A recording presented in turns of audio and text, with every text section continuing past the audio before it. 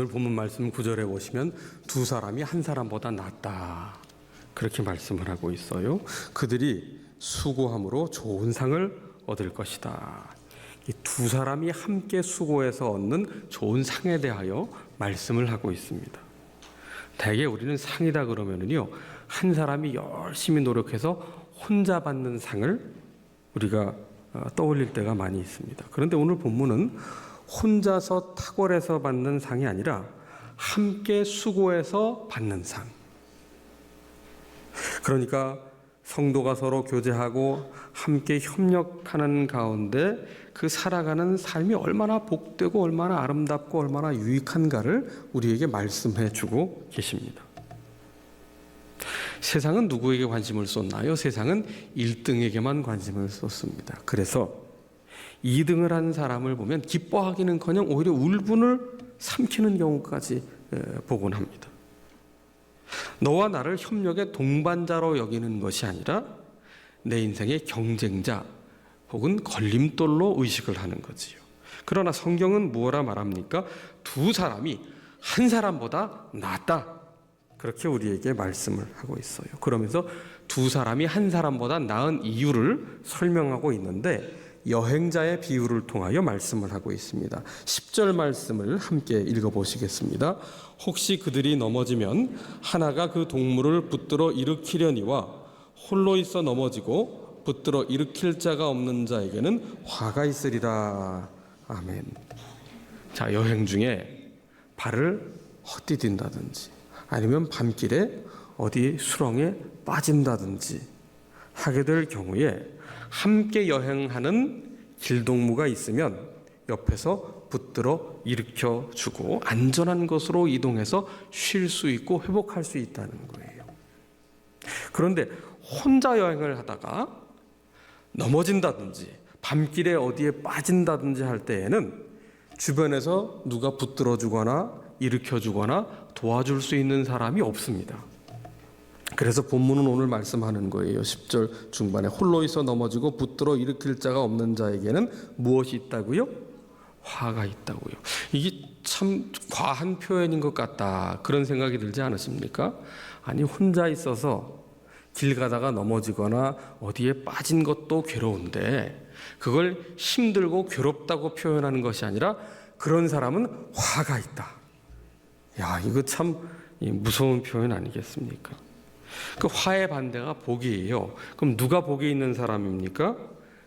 동무가 있는 사람, 함께할 사람이 있는 사람, 곁에 누군가 내가 넘어질 때, 내가 힘들 때 그때 붙들어주고 일으켜줄 수 있는 사람이 있다면 그 사람은 복이 있는 사람이다 말씀하는 거예요. 그래서 두 사람이 한 사람보다 낫다고 오늘 성경은 우리에게 말씀을 하고 있는 겁니다.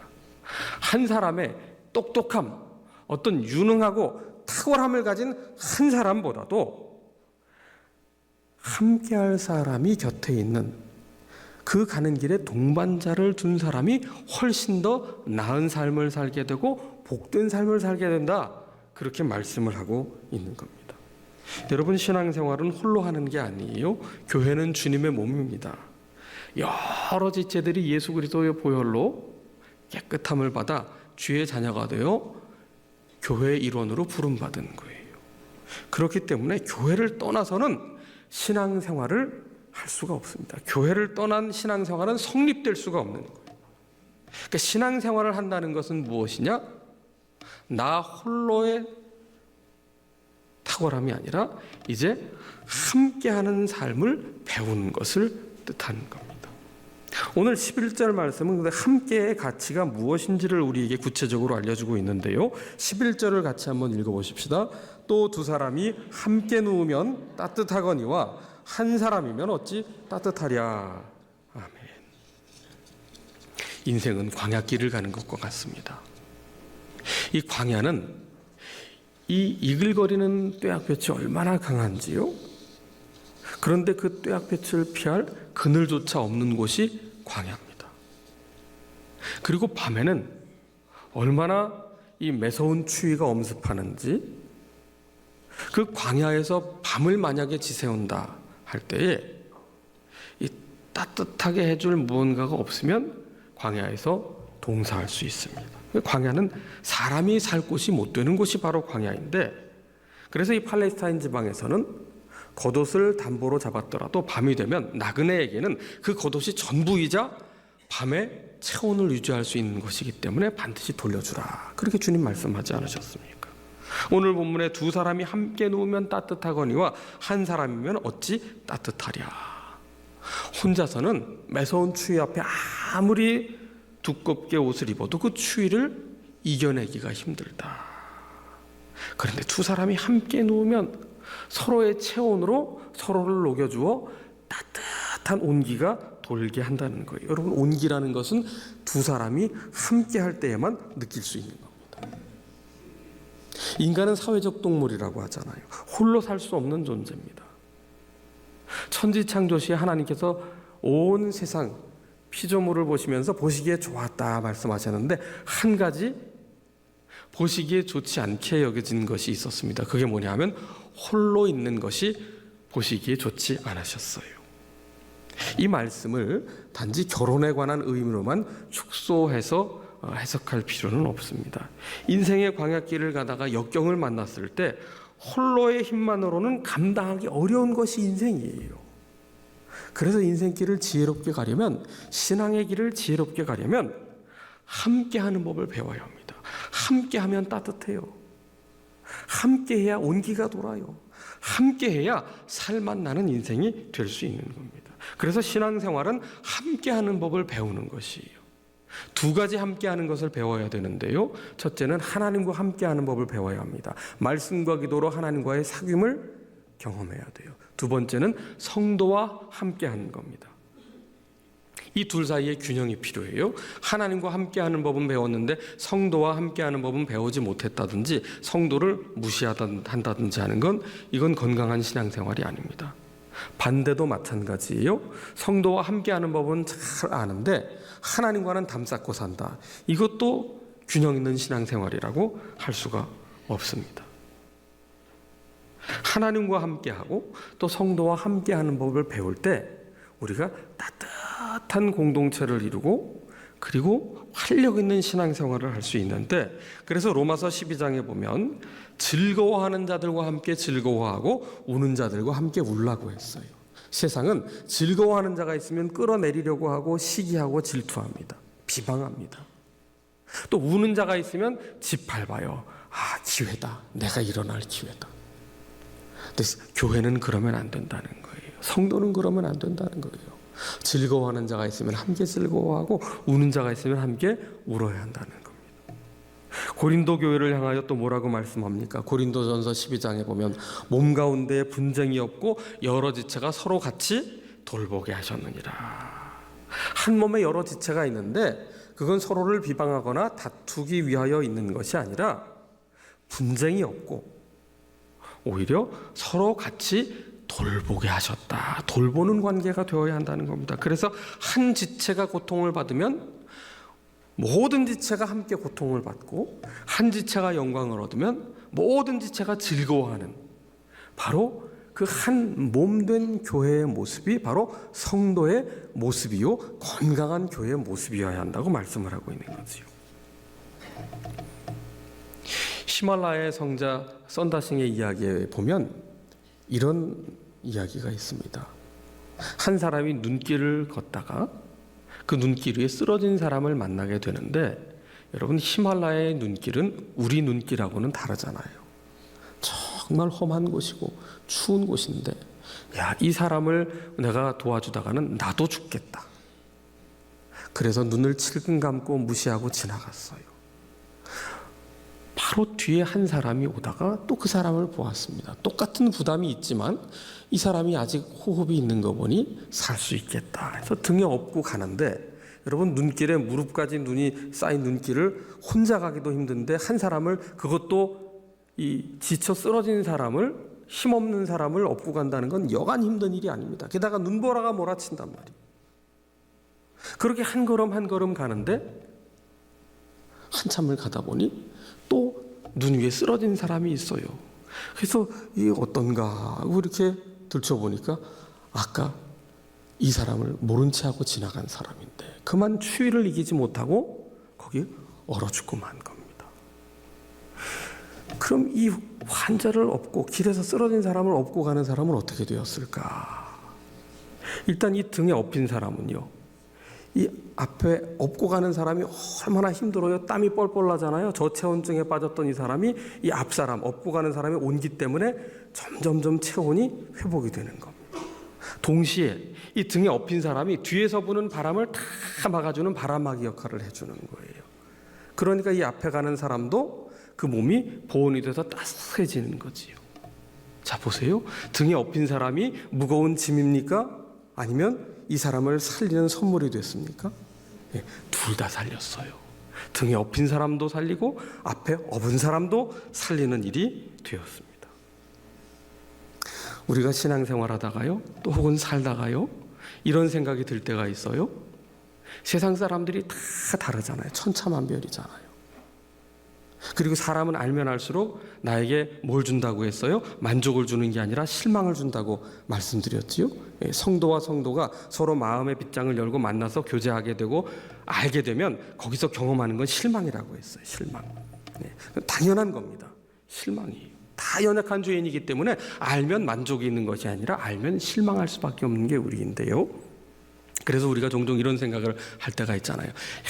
저 사람만 없으면 딱 좋을 텐데, 저 사람만 없으면 내가 교회에서 신앙생활 정말 잘할 텐데, 그 눈에 가시 같은 사람, 내게 상처 준 사람, 그 사람 피하느라고 정문으로 못 오고 로고스 웨이로 들어온다든지, 아니면 교육관을 거쳐가지고 이렇게 해가지고 또 미로처럼 해가지고 1층으로 이렇게 내려가서 새가족부로 간다든지 말이죠. 직장 생활하면서도 저 사람만 없으면 내가 직장 생활 편하게 하고 내가 사표 안 쓰고 다닐 텐데, 가정에서도 내가 오죽하면 내가 어쩌다가 저런 원수를 만나가지고 그것도 가정에서 만났는가 말이죠. 저 인간만 없으면, 인간이라는 표현을 쓰는 순간 인간관계가 무너진다고 그랬잖아요. 저 인간만 없으면 우리 가정이 정말 행복이 하늘에서 뚝뚝 떨어질 것 같은데, 그런 착각을 우리가 종종 한단 말이에요. 그런데요, 그 사람 덕분에 내가 사는 거예요. 그 사람이 무거운 짐이 아닙니다. 그 사람을 업고 갈 때 그 사람도 살고 나도 사는 거예요. 그 성도 덕분에 내가 기도하게 됐잖아요. 그 성도 덕분에 내가 인내하게 됐잖아요. 그 성도 덕분에 하나님 앞에 겸손히 엎드려 기도할 수 있게 됐잖아요. 그 사람 덕분에 내가 사랑하는 법을 배웠잖아요. 그 사람 덕분에 내가 성숙한 사람 됐잖아요. 성숙한 사랑이 어떤 사랑이에요? 주고받는 사랑이에요. 받기만 하는 사랑은 어린아이 같은 사랑입니다. 평생 받기만 하겠다, 이거 어린아이 사랑이에요.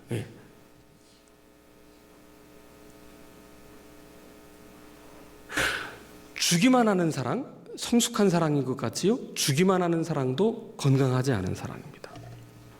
나는 주기만 하겠다, 자존심을 딱 세우는 거예요. 예수님께 향유 옥합 부은 여인에 대해서 예수님이 거절하셨습니까? 그대로 받으셨어요. 우리 중에 혹시 그런 분은 안 계신지 모르겠어요. 나는 누구한테도 손톱만큼도 신세지고는 살지 않겠다 하면서 내가 주면 좋지 내가 절대 받지 않겠다. 예수님께서 십자가의 보혈 다 흘려주셔서 그 사랑 받아서 우리가 구원받았네요. 신세 안 지겠다는 건 예수님 보혈 필요 없으니까 나 이대로 죽겠다는 고집과 다를 바 없습니다. 여러분, 성숙한 사랑은요, 감사로 받을 줄 아는 사랑이고 또 기꺼이 줄 아는 사랑입니다. 그게 성숙한 사랑이지요. 함께하는 법을 배우는 것, 줄 줄도 알고 받을 줄도 아는 사랑, 그 사랑을 해야 되는 것이지요. 12절을 함께 읽어보겠습니다. 한 사람이면 패하겠거니와 두 사람이면 맞설 수 있나니 세 겹줄은 쉽게 끊어지지 아니하느니라. 아멘. 여러분, 광야를 가다 보면 때로 위험이 있어요. 그 중에 한 가지 위험이 뭐냐면 강도를 만나는 거예요. 선한 사마리아 사람의 비유를 보면 길을 가다가 누구 만난 사람이에요? 강도 만난 사람이라고요. 그 당시에는 강도가 너무나 많이 있었어요. 흔한 일입니다. 그러나 흔하다고 해서 이게 결코 쉬운 일은 아닙니다. 강도를 만나면 모든 재산을 다 강탈당합니다. 뿐만 아니라 목숨의 위협까지도 당하게 됩니다. 이 광야길을 혼자 간다는 것은 그래서 굉장히 위험한 거예요. 그래서 한 사람이면 패한다는 겁니다. 그러나 두 사람이면 능히 맞설 수 있다. 사단이 우는 사자와 같이 삼킬 자를 찾으러 다닙니다. 우리를 유혹합니다. 어둠의 세상으로 끌고 가려고 합니다. 이 죄악된 세상 속에 패배의식을 갖고 살아가게 만듭니다. 영적 전쟁에 아무런 힘을 쓰지 못하는 무기력한 사람 되게 하는데, 그러나 혼자는 넘어지는데 두 사람이면, 성도가 함께 손에 손을 잡고 기도하면, 서로 믿음으로 격려하면, 말씀으로 삶을 나누는 관계를 구축하게 되면 능히 모든 시험을 이겨낼 수 있는 영적인 힘과 담력과 지혜를 얻게 된다는 거예요. 여러분, 교회를 이룬, 주님의 몸을 이룬 지체를 살펴보세요. 서로 다릅니다. 전부 다 달라요. 다 눈만 있겠어요? 눈이 좋다고 눈이 6개인 사람 좋겠습니까? 손이 귀하다고 손이 6개, 8개 되어보세요. 사람이 거미가 아닌데 말이죠. 발은 귀찮다고 없어보세요. 어떻게 이동하겠습니까? 그 나와 다르다는 것이 불편함으로 작용해서 거리끼는 경우가 있는데, 그러나 한 몸 된 교회를 이루려면 어느 한 지체도 필요 없는 지체가 없어요. 다 요긴한 지체다. 연약해 보이는 지체일수록 더 요긴하다고 말씀했습니다. 나의 연약함이 있어요. 다른 지체가 그것을 채워주는 겁니다. 또 지체의 연약함이 보여요. 내가 그를 채워주는 거예요. 그렇게 그리스도 안에서 한 몸을 이루게 되는 겁니다. 두 사람이면 능히 맞설 수 있는 거지요. 예전에 사랑의 교회 옥하는 목사님께서 자신의 이름을 풀이하는데 이렇게 풀이를 하는 걸 제가 들었습니다. 저는 한없이 흠이 많은 사람, 그래서 한흠입니다. 그렇게 해석을 하더라고요. 굉장히 제가 은혜를 받았어요. 참 겸손하신 분이시구나. 우리가 조금 더 자세히 보세요. 조금 더 자세히 보면 저부터 흠과 연약함 투성이이고요. 어느 누구도 온전한 사람이 없어요. 다 흠이 많고 다 연약하고, 심지어 내 모든 걸 내어줄 것 같은 자식도 다 흠이 많고 연약하고, 그렇게 사랑스러우면서도 동시에 가슴을 치는 존재가 바로 그런 관계 아니겠습니까? 우리가 왜 의미 있는 인생이 되었어요? 흠이 없어서 완전해서 깨끗해서? 아니에요. 주님께서 피 흘려주셨기에, 주님께서 피로 값주고 사신 교회이기에 우리는 다 허물 많은 죄인이지만 그 은혜를 입어서 살게 됐고 삶의 의미를 찾은 사람들 아닙니까? 그러기에 우리에게 필요한 건 뭐예요?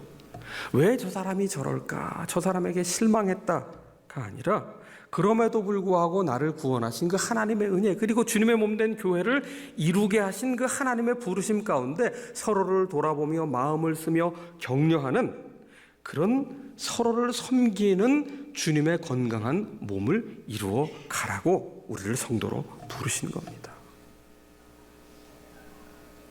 요즘에는 이렇게 흔히 보기가 쉽지 않습니다. 도시에서는 흔히 보기가 쉽지 않은데 농촌이나 이런 곳에서는 기러기 떼가 날아가는 것을 볼 수 있죠. 그 기러기 떼가 비행하는 것을 보면 정말 장관입니다. 다 어떻게 이렇게 V자 편대로 줄을 쫙 써서 그렇게 나란히 그렇게 날고 있는지 모르겠는데요.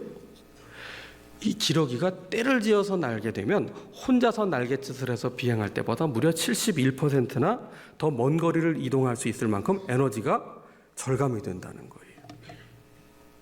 왜냐하면 앞서 날갯짓을 하는 기러기의 그 날개에서 상승기류가 발생하기 때문에 뒤에 있는 기러기가 보다 편하게 날 수 있고, 또 바로 앞에 기러기가 있기 때문에 대기의 저항을 훨씬 많이 줄여주면서 날갯짓을 용이하게 할 수 있다는 거예요. 그리고 앞선 기러기가 계속 그 앞에서 가느냐, 지치게 되면 선두를 교체해줘요. 번갈아 서로 짐을 나누어집니다. 서로 협력을 하는 거죠. 그럼 뒤따르는 기러기는 그냥 놀기만 하느냐? 그렇지 않습니다. 앞서 날아가는 기러기들이 그 바람의 저항을 받으면서 힘을 내어서 날고 있기 때문에 지치지 말고 힘내라고 끊임없이 울음소리를 내면서 계속 응원하고 격려해주고 북돋워준다는 거예요. 이게 함께하는 힘의 위력입니다. 하나님이 창조하신 기러기 때에서도 이 함께하는 공동체의 비결을 우리가 배울 수 있다고요. 기러기 중에 내가 혼자 앞에 끝까지 서겠다고 고집을 부리는 기러기도 없고요. 왜 네가 앞에 서느냐, 내가 서겠다고 하는 기러기도 없고요. 나는 그냥 뒤에 서서 그냥 놀겠다고 하는 기러기가 없습니다. 다 함께 협력해서 앞서고 뒤서고 서로 교대를 하고 응원을 하면서, 그래서 끝까지 비행을 해서 목적지에 안착을 하고 쉬고 또 먹이를 구할 수가 있는 거지요. 여러분, 가장 앞서가는 기러기가 누구냐, 내기하자. 그래서 서로 퍼덕거리며 똑같이 동시에 그냥 아무렇게나 날아보세요. 다 지쳐 쓰러지고 기러기 때는 그 이후에 떼죽음을 당했다. 그런 뉴스가 나오겠지요. 우리가 함께 협력을 해야 됩니다. 하나로는 부족하지만 함께하면 훨씬 더 많은 힘을 주시기 때문에. 예전에 학교를 다닐 때는 그 학교 그 교실 바닥이 얼마나 거칠었어요? 바닥만 거칩니까? 책상도 거칠어요. 책상도 그냥 나무를 그냥 막 그 쪼개서 그냥 못을 박아 놓은 거니까요. 항상 받아쓰기 할 때 무슨 일이 벌어져요? 안 나와서 침을 연필에 발라서 쓰는데 종이가 다 찢어지고 구멍이 납니다. 왜? 이 책상 바닥이 다 울퉁불퉁하게 다 그냥 옹이가 파인 채로 그냥 있으니까 말이죠. 그래서 그때 당시에 보면 다 걸레를 가져와서 청소 시간에 청소를 하는데 주로 무슨 청소를 합니까? 교실 바닥에 왁스칠을 해요. 왜? 나무가 너무 거칠기 때문에 그 나무에 삐죽삐죽 튀어나온 가시에 다 긁히고 박히고, 그래서 국민학교 다니던 시절에 발바닥에 가시 한번 안 박혀본 사람 아무도 없단 말이죠. 저도 그렇게 걸레질하다 가시가 푹 박힌 적이 있는데 발바닥에, 여러분 가시에 발바닥이 박히면 발한테 꾸짖으면서 너 발에 왜 가시가 들어가게 그렇게 멍청하게 발을 놀렸느냐, 너 며칠 쉬었다 와라, 그렇게 하는 적 있습니까? 발바닥에 가시가 박혔는데 내가 기도해 줄 테니까 빨리 힘내라 그러고 끝나면 발바닥 가시가 없어집니까? 그 발바닥의 가시는 발바닥의 가시로만 남지 않아요. 온몸이 다 아픕니다. 걷지 못하거든요. 그럼 어떻게 해야 되겠어요? 일단 눈으로 가시가 어디 박혔는지를 봐야지요. 그리고 손으로 그 가시가 빠져나오도록 해야 되겠죠. 그리고 허리를 굽혀야 되겠죠. 온몸을 굽혀야 되지 않겠습니까? 그렇게 온몸이, 눈과 손과 허리가 다 협력을 할 때, 그때 그 가시가 뽑히게 되고 그 몸이 성한 몸이 되는 것 아니겠습니까? 두 사람이면 맞설 수 있다. 발이라고 방치하면 온몸이 다 아프게 되는 거예요. 세 겹줄은 쉽게 끊어지지 않는다. 여러분, 두 사람은 두 겹줄이지요. 그런데 왜 두 사람에 갑자기 난데없이 세 겹줄이 나옵니까? 어떤 분은 이 본문을 해석하면서 세 겹줄이라 하면 두 사람이 함께하는 곳에 하나님이 함께 하시기 때문이다. 그렇게 해석을 하고 있어요. 두세 사람이 주님의 이름으로 모인 곳에 주님께서 함께하여 주신다. 여러분, 우리가 신앙생활을 하는 것은 무엇이냐? 함께하는 것을 배우는 겁니다. 함께하고 서로를 돌아볼 때 주님의 몸된 교회가 건강한 교회로 든든해지게 됩니다. 함께 기도합시다.